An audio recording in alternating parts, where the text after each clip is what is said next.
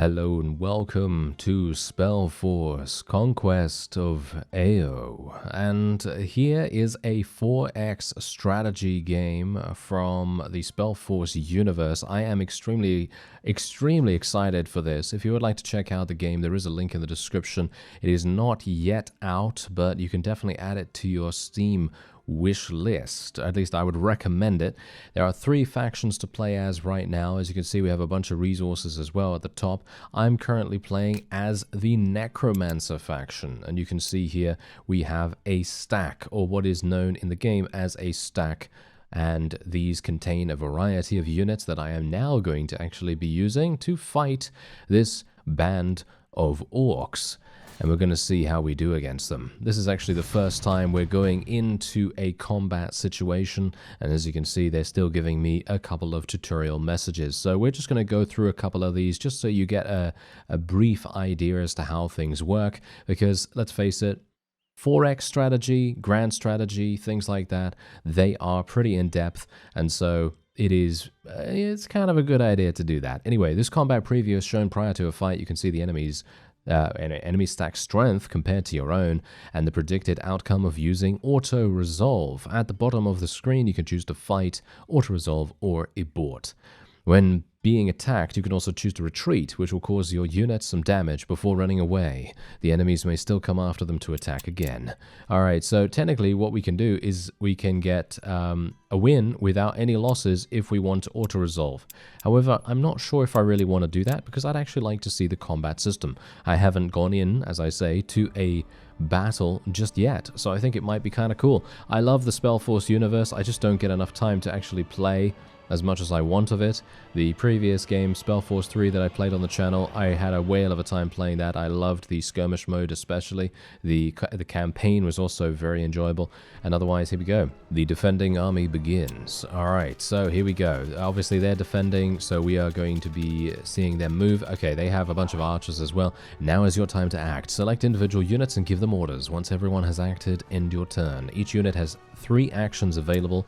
You may spend all of them to attack, execute abilities, or use up to 2 for movement during your turn. Alright, so obviously we've got a bunch of goblin brawlers right here, and I also have necromancer minions. Okay, so we've got 2 pairs of goblin brawlers. Well, not 2 pairs, but we have 2 of them, and then we just have 1 pack of necromancer minions. Okay, so I'm going to be moving these over here. This is obviously, I can assume, maybe some cover. I'm actually not entirely sure if this can actually be used as cover, but we're going to try and see what we can do about that. And by the way, there are hero units in this game as well as abilities. There's a very heavy RPG mechanic surrounding a bunch of the heroes as well, so you can pick up artifacts for them. As far as I'm aware, they can level up, they can gain skills, you can use abilities. It's going to be absolutely crazy. As you can see, these guys even have abilities. They have death bolts, guard stance, melee attack, move, and you can also use items, as you can see right here. I don't have any items at the moment, but we can now end the turn. You just ended your turn. Any unit with actions left will enter the guard stance. Guarding increases a unit's defense, makes it control all the hexes around it instead of just in front of it, and makes it immune to flanking. Units also replenish their 3 actions at the end of their turn. Alright, that's very, very good to know. Anyway, this should be relatively simple. As it stands, it was going to give me a victory without any casualties whatsoever, so I am just hoping that I haven't made a huge error here, because let's face it, it's me, so generally I do tend to be kind of awful at stuff. So, you know, I'd like to actually do something here. Okay, what about death bolts? I can actually use these to attack, as you can see. We're going to do some pretty decent damage. Unfortunately, the range is not so good. So I'm thinking we might just move. What is the range right here? Repeated once per action. Oh, hello. I see. That's why it does a lot of damage. Okay. Unit in 5 range. Technically, we should be within 5 range. Okay. I'm going to actually just do it. And we're just going to see how it goes. I mean, I think that seems like a pretty fun idea, right? So let's just do that. There we go. We're going to use our death bolts. 5 damage. 5 damage. They got soul caged. I have no idea what soul cage actually means. But we are dealing death damage at the moment. Hopefully it's going to mean that they are, you know, they're just continuously, you know, imprisoned or something along those lines. No idea, really. But anyway, we're just going to move these guys around here. Going to move these guys around here. We're actually just going to do some damage with the goblins. Let's do a nice little melee attack with them. There we go. Boom. Nice little 8 damage. We are going to take some retaliation, because units do have retaliation. As you can see here, this unit just retaliated because it was attacked in melee combat. Each retaliation uses up an action. So if a unit retaliates 3 times, it cannot further retaliate and won't have any actions left on its turn. So the more that you can surround enemy units, the better. That's basically how things are going to go right there. Anyway, I can actually move here, which I'm going to do, and then we're going to attack. Boom. And then they're going to retaliate once again, which is absolutely fine. Technically, I should have moved these Necromancer minions forward, in my opinion. That probably would have made more sense. If I just moved them forward once again and then done some damage, maybe I could have gone into melee. I mean, there's obviously multiple different ways that I could have gone about this, but I was kind of banking on the fact that these goblins in the back there would basically just attack my Necromancer minions rather than attack anything else. And as a result, they're basically just not doing anything at all. They're kind of making a huge error here by doing this, because we are now able to completely murder these guys with my goblins, and now I can move straight ahead here and actually almost eliminate them. I think I might move these guys forward though first, and then we might just do a little bit of damage just to... There we go, Soul Cage. I still don't know what Soul Cage is, but hopefully we're going to find out. Some abilities may confer status effects on a unit. These can be beneficial, such as protection, or harmful, such as bleeding or burning. Status effects usually last for the remainder of the battle, but can be cleansed by some abilities. Let's actually just have a look and see what Soul Cage is. Ah, here we go. This unit's soul was trapped and will drop after battle. Ooh, that sounds very cool. Alright, I like that. Okay, so, yeah, I guess what we'll do is we'll literally just move up and attack them. What else can we do? They're going to be dead, so they can't retaliate or anything like that. Alright, perfect. And we now have a victory. That's great. Okay, obviously pretty easy first fight, but of course things are going to get harder and harder. This is a very in-depth game as well, by the way. There's many different places you can go. There is even a story that you're going to be, you know, being given partial details about and everything. And otherwise, after a battle, your surviving units gain loot and experience based on the enemies they have defeated. Now, if you're like me and you've played games like this in the past, for one, there is a game that I absolutely loved, which is very much in this kind of style, and I really love this kind of game. Basically, any game where you get a bunch of heroes or unit stacks, and you can create varieties of different RPG-related activities to do, I really love that. And there was a game a long time ago called Endless Legend. I absolutely love that, and this gives me all those really good vibes that that game had as well. And I just cannot wait to play more of this and actually see what happens with it. Anyway, we just gained a lesser vigorous soul, as well as a lesser enraged soul. And bear in mind, we are necromancers, okay? So we're going to be using those souls, I assume, to maybe create additional units or something along those lines. Anyway, these guys actually leveled up as well. This is the unit screen, which provides detailed information on selected units. On the left is the unit's display, its current level, and the experience bar. Once a unit has gained enough experience, you can also level it up here. Alright, so that's exactly what we're going to do. So we can actually level it up. We can gain some more health with them, or we can get daily regeneration. I think I'm going to get daily regeneration. I think that's probably going to be the thing that I would like to go for. I think that's much better. Oh, they don't actually level up in the same way. Oh, that's interesting. Okay. I have no idea what willpower does. What is willpower? Aha. So willpower is resistance against white and death damage or spells. Each point reduces received damage by 1. The current value changes based on how well the battle is going and affects a unit's fighting power. Above 101%, a unit becomes confident, and then so on and so forth for when they reduce, and eventually they will become routed. Interesting. So gaining +1 willpower might actually be really useful, but I think this early on, I think +6 damage on flanking attacks is probably going to be so much more impactful. So that's exactly what we're going to be taking this time around. Alright, so there is actually a chest as far as I'm aware over here, so I'm just going to move over and then we're going to have a look-see at what's actually going on there. And we've got a bunch of factions in the game as well, by the way. Some of them we haven't even discovered right now. Let me actually just see here. What is actually here? There seems to be like a chest or something like that. I'm actually not entirely sure if I can even uncover it right now. I don't think I can right now, actually. So yeah, anyway, loot stashes come in various forms and can be collected by moving a stack onto it. Okay, so there is a mana stash somewhere nearby, it seems. Maybe I can just move over here then. Village gossip. Okay, what's going on here? In the local tavern, you see a drunkard sitting alone. From time to time, he grabs at a passing patron, trying to tell them something in slurred words. Every time, he is sworn at or given a harsh look, and his words are always ignored. "I'm no dimwit," he shouts suddenly. "I know what I heard. The tower wept." Well, tell me what you heard. "I was in the woods, hunting. Then I saw the ruins. People say a lord lived there hundreds of years ago. His son loved another man, and he trapped them there, they says. He locked them in his highest tower, and they was never seen again. I swear to Guardians, I thought it was a fairy tale, but it's real. I saw the tower, I heard his cries for help, and I only turned away for a second, then the ruin was gone." A vanishing ruin? You need some sleep. Or, interesting, we'll keep an eye out for the ruins. I'm gonna keep, why not? Let's keep an eye out for the ruins. That sounds like a fun idea. And there we go. So there are those kinds of little story bits that we're going to be encountering every so often. I'm going to be very much wanting to find out more about that. Anyway, we have currently used all of our movement, so there is nothing more that I can do here. Different units within your stack can have different movement modes, allowing them to travel further or even across otherwise impassable terrain. A stack must contain only units with the same movement mode to profit from its effect.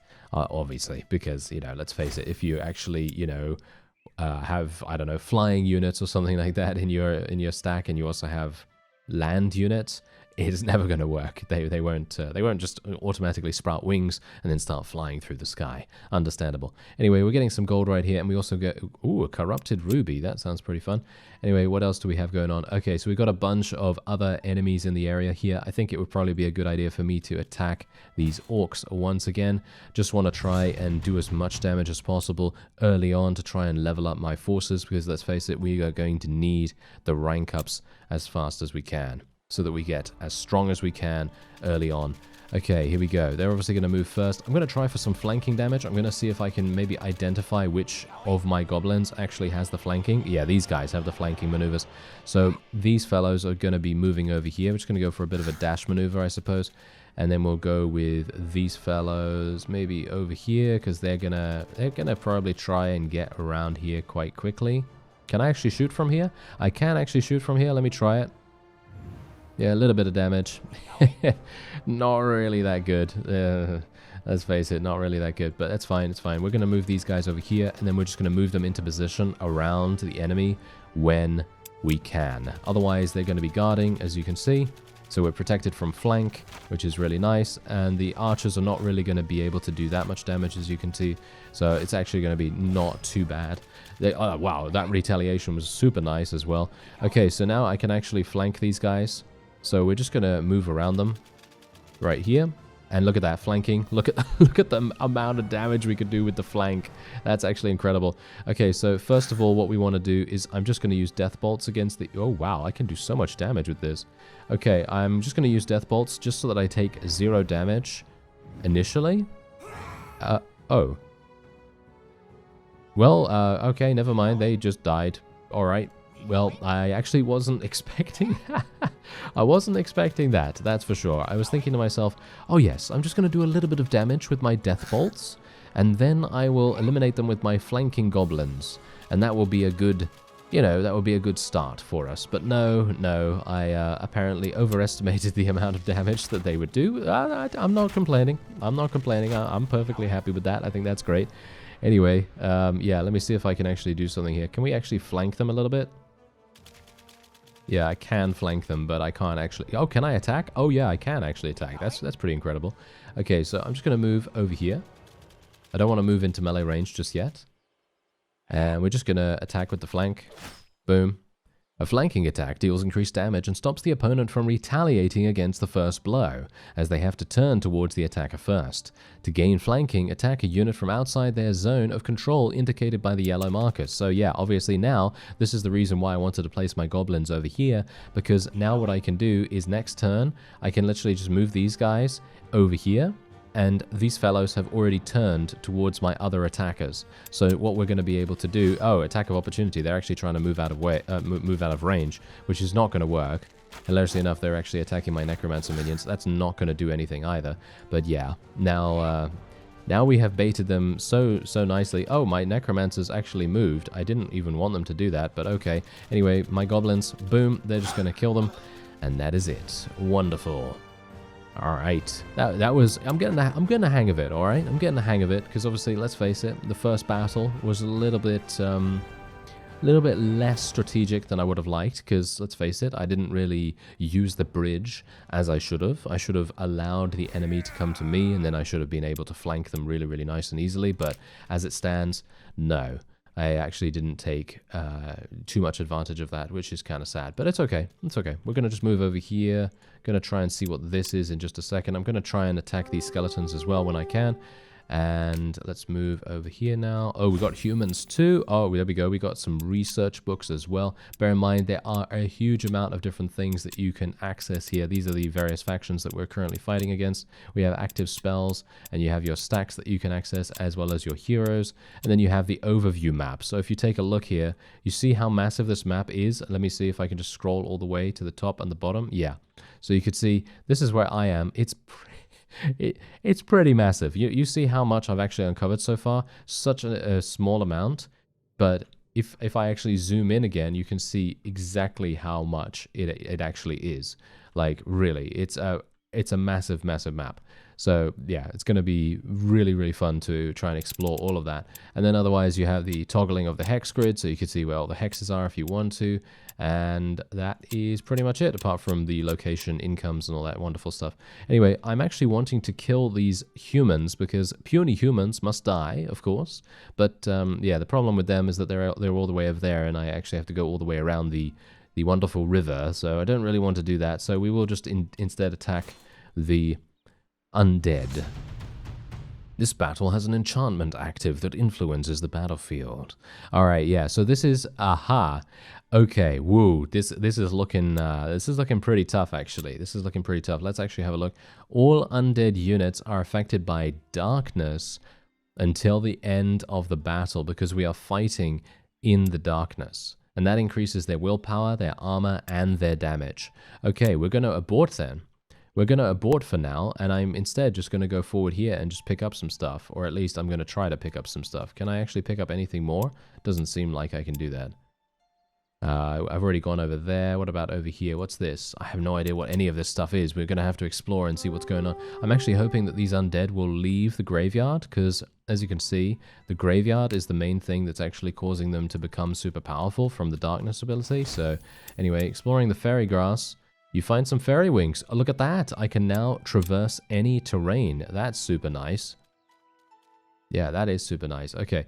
And otherwise we have our Master's Tower here. So there is a main adventure here. You'll have to resolve it to proceed with the main story and ultimately win the game. You should always prioritize attempting these adventures to further your progress. So obviously I'm going to be going back there in just a second. That also emits my domain, which is basically the control or influence of the area that I have. So it's probably a good idea for me to head back there after this. I've just been kind of having a fun time exploring the world, going into some battles and everything and seeing what's going on. And you can see here that we're actually up against a puny human. So we will actually attack him and see if we can take over this particular piece of land. I don't exactly know whether we're going to be able to do that, but it's going to be fun to try. It will definitely be fun to try. All right, let me... Actually, not entirely sure what we can do here. How fast do these guys actually move? They have 5 movement speed. Alright, so they can move like up here, and then they can dash if they want to. Okay, so that's good to know. So they can move up here, so I'm going to move here instead. And we're just going to move these guys around so, these guys around so, and then if they move straight forward, then we should be completely fine.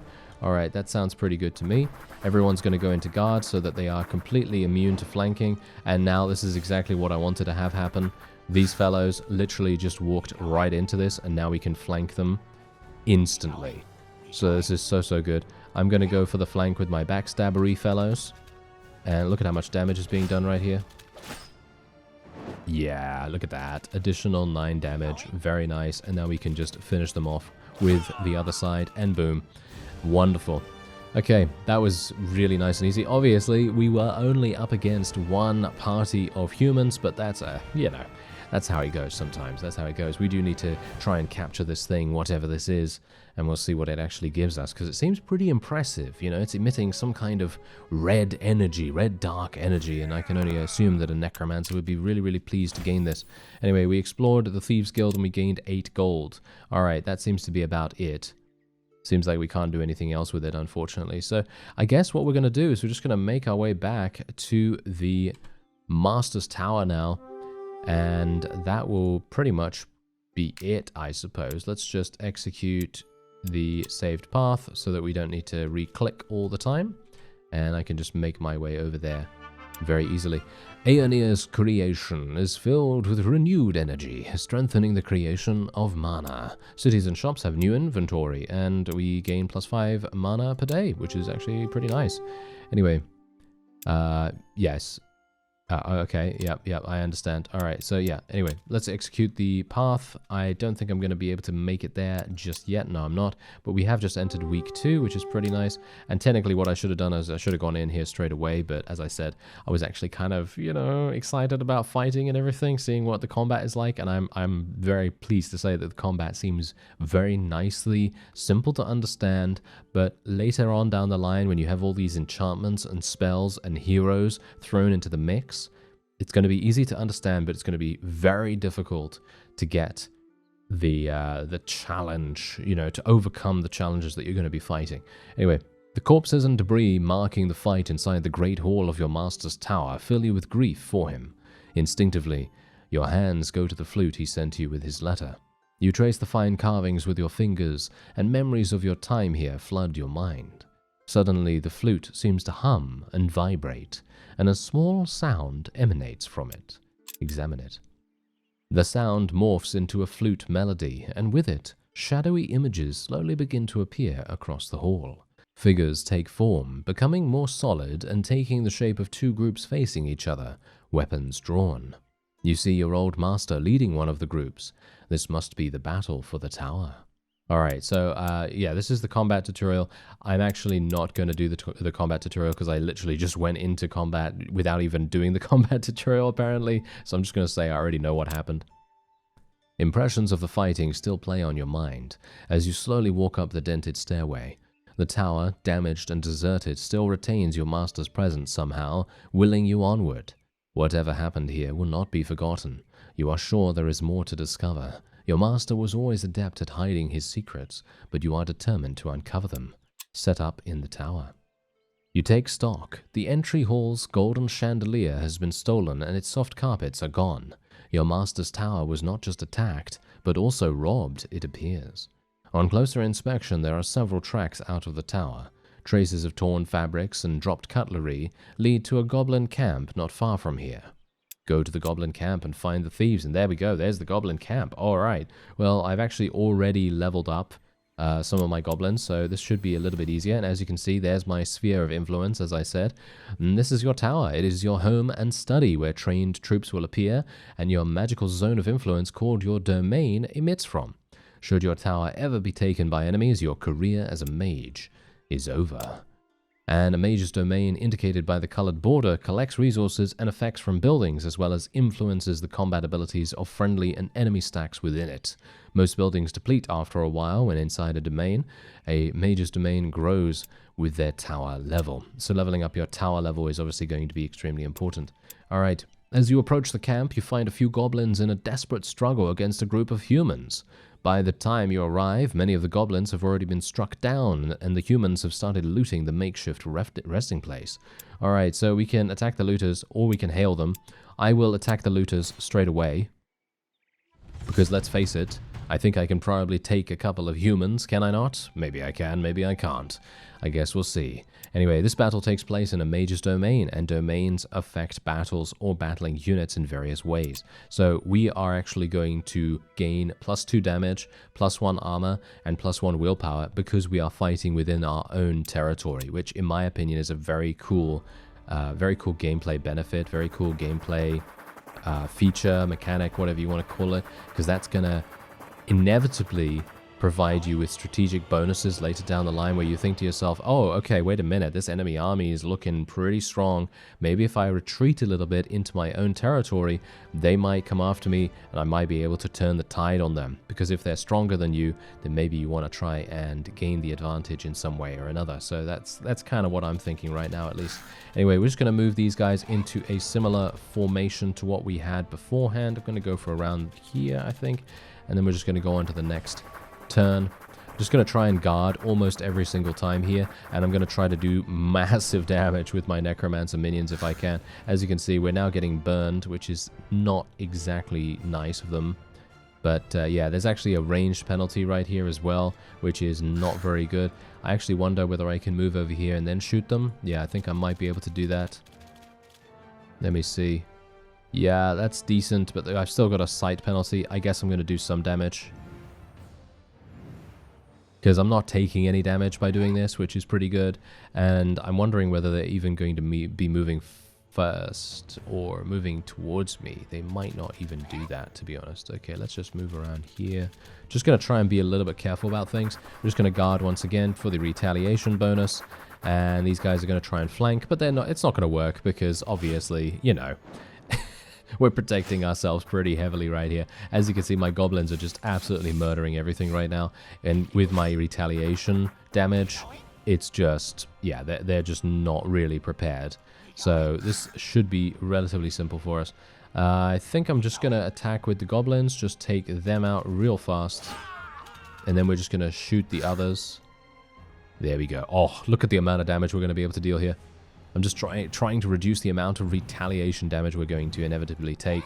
And here we go. That will be a kill. There we go. They are going to make us bleed, which is kind of unfortunate. I actually wonder whether we're even going to... Ooh, we actually almost lost that party right there. They would have done another 12 damage to me that next turn. And maybe with the bleed damage, they might have even eliminated one of my goblin parties, which would have been very sad, to be honest. But it's okay. We're fine. We're fine. Okay. Whew. That was a little bit dicey, but we have now defeated the looters, and hopefully, yes, my goblins have actually leveled up. My necromancer minions are not leveling up at all, very surprisingly. Anyway, the now quiet camp is littered with goblin corpses. They were carrying and using some of your master's tools, as well as a small amount of coin. As you can see, we have lesser glyphs that we have just looted, as well as 15 gold. Where are the rest of his possessions? As you turn to leave, a few goblins emerge from hiding behind one of the dirty tents. One of them, wearing a hood made of a torn silken cloth, waves excitedly at you. Yes, I remembers you, one of Master's pupils, yes, we serves Master, not like these shagrak here. He spits at the dead goblins emphatically. Bowing, he adds, We serves you now, yes, you give us shiny, we fights for you, shows you where more Master's things is. Well, show me then. The goblins point to 2 stacks of chests and sacks not far from where you stand. Let's collect those. Alright, so obviously in the ruined tower over there or over here, I'm going to assume over there. There we go. Liberating certain locations within your domain allows you to hire specific units from your tower. The Goblin Den allows you to hire Goblin Brawlers, Goblin Archers, and Goblin Shamans now. Access your hiring screen from the top left. Okay, to hire new units, obviously up there. Okay, that's going to be really, really useful for us. I might decide to go for some archers potentially because we have a pretty significant amount of flanking units right now. We're just going to level up my goblin brawlers right here. Okay, so we can get 5 health or we can get damage on flanking attacks. I will go for the damage on flanking attacks for these fellows this time around. And these fellows already have the flanking, so we're going to be taking the daily regeneration once more like we did for the others. And shall we recruit some people? It would probably be a good idea to recruit some people, but it depends how much they actually want from us. Yes, so the higher a unit's tier, the stronger that unit is, but the longer the process will take and the higher the upkeep costs will be afterwards. Expand the list of available units by capturing locations on the strategic map or building tower rooms. Alright, so Goblin Shaman, what does that actually do? What does this actually do? Let me actually inspect it real quick. Okay, so as you can see, it has Electro Ball, which deals white damage. It's a ranged attack. That can be really, really useful for us. I think we're probably going to do that because it also has the ability to heal, as you can see. So it heals 15 health of each allied unit in 1 radius around a position in 4 range. That sounds fantastic. It also applies Berserk Shrooms, which provides it provides allies with +6 melee damage. However, it does reduce their armor by a pretty significant amount. So I'm actually going to get one of these. This sounds like a great idea. So we're just going to do that. You can only do so much at once. Your crafting and hiring slots are limited. They are displayed below your resource bar at the top of the screen and will tell you how many turns crafting and hiring will take. You can increase their number by having certain locations within your domain or by adding rooms to your tower. Click this on one of the slots to cancel the crafting or the hiring process. Really? I have to cancel the production? No, I've got one. No, I do have one, actually. Okay, no, I'm going to do that. There we go. I'm going to do that because it's going to take a while. Anyway, let's go over here. And there we go. We've got 15 gold. We've got something over there to deal with. And we also have this over here as well. But it's going to take me a little bit of time to get over there as it is. And we also have an empty room available here too. You wander the old familiar rooms of the tower, lost in memories of your time here as an apprentice. The place was clearly searched through before the goblins ransacked it. Your master's crafting room has been depleted, most of the other chambers ravaged. Whoever did this left no stone unturned. Go to the library.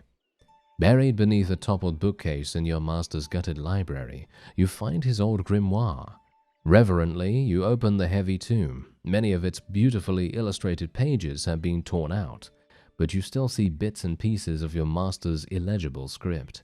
He was always secretive about his arcane research, often writing in code. Try to decipher the grimoire. You look for the first spells he taught you, carefully flipping the large pages to one of the bookmarks attached to the spine. You can indeed make out some of the basics. Others you can almost decipher. This needs further study. You gaze around the room, imagining a treasure trove of arcane knowledge hidden among the scattered scrolls and torn books. A lifetime of magical study at your disposal. I will not leave until I have recovered my master's knowledge, and we gain some research from that, which is very nice. So now we have the ability to take a look at our grimoire. And your master's grimoire is a source of constant discovery and mystical knowledge. There are many pages in it, each belonging to a certain school of magic. You can select unknown spells or secrets to research and cast spells directly from its pages once you have mastered them. Explore the world and grow your knowledge to uncover new pages. And we currently have the ability to do necromancy, as you can see right here. Use the bookmarks at the bottom to navigate between pages quickly. So we have the apprentice page right here, room blueprints, necromancy, and so on and so forth. And we need to build a necromancer's crypt in our tower. We can also summon an enchanted wisp, which I think would probably be a good idea to go for. And we can also do this as well. All units in this do this. Okay, that might actually be kind of good. And we also have a death spell page right here as well, so we can actually do this. And what is this? I have no idea. Once bodily pain and exhaustion is no longer a concern, minions can be made to march endlessly. Death march. Okay. I have no idea what that is, but that sounds very, very cool. All right. Well, let me build... oh, okay. Wait a minute. Okay. As you can see, you can gain rooms by doing all of this stuff. So at the moment, I only have the ability to build a workshop or a study. And I should probably build... I don't know. I should probably build another study or something like that, potentially. I should probably get aid as well. To cast a spell, you must select it from your grimoire and amass the required mana to pay its cost, which might take several turns. Each day, you automatically invest mana towards completing the spell. This investment is limited by your mastery, which limits how much mana you can spend on spell casting each day. Once it is ready, the indicator on the left of your screen will flash, and you will be able to cast the spell. Alright, good to know. Anyway, we should probably get something here, shouldn't we? So, should we get the workshop? Wait, do I already have the workshop? Maybe I already have the workshop. I don't know. It doesn't say that I can actually build it right now. Maybe I should go to the tower. Ah, here we go. This is an overview of your tower's floors and rooms. You can invest resources to build a variety of rooms in empty spaces or demolish existing rooms. Okay, so let's build a room. And we can build the Necromancer's Crypt. I just couldn't see it yet. Okay, that's good to know. So let's actually go ahead and just build the Necromancer's Crypt, as you can see right there. We can actually build a bunch of other things as well. Should we build the workshop and the study too? I guess. Why not? I mean, what are we going to lose by doing that? I don't know. Probably nothing. So that's looking pretty good. And you have a wounded unit in this stack. Mortal and fantastic units regenerate a small percentage of their health each day, while undead have to find more creative ways. Aha. Okay, that's good to know. Anyway, we're just going to move over here, pick up some more treasure, as you can see, and then we'll go to the next turn. You have stacks with actions left. Now, I'm just going to force the end turn because I want to stay within my own territory right now. And we have now constructed the Necromancer's Crypt. There we go. What are your next steps? The destruction of your master's tower must mean he uncovered something of the Allfire's secrets, which the Circle guards fiercely. You can restore the contents of his grimoire, but his power needs rebuilding too. And if the Circle is behind his disappearance, you must expect them to come for you as well. Maybe they know of your discovery already. Well, I will not let them stop me. Taking proper stock of your master's laboratory, you find very little more than empty vials and containers that have, like everything else, been searched through. It was certainly not the work of goblins. You can make out tracks of a cart leading to a nearby hamlet you passed on your way here. Did the villagers plunder the tower after it was abandoned too? I suppose I should check in with them too. Alright, and there's the hamlet right there, right within our domain. Not far from your tower, you spot a hooded figure watching you from a crop of trees. Is the Circle already aware of your presence here? Danger may be closer than you expected. I need more guards. You know the local militia holds a watchtower not far away. Perhaps you can acquire help there. Let's talk to them. Alright, and so there's the militia over there. Okay, and there's the hamlet. Obviously, I'm pretty close to the hamlet right now, but my forces have now just completely regenerated, which is absolutely amazing. And otherwise, that's actually going to be it for this episode of SpellForce Conquest of EO. And if you would like to check out the game, there is a link in the description. By all means, let me know if you want to see another episode of this. I would love to play more. But obviously, if you want to, then I'll see what I can do. Otherwise, I thank you very much for watching, and I'll see you next time.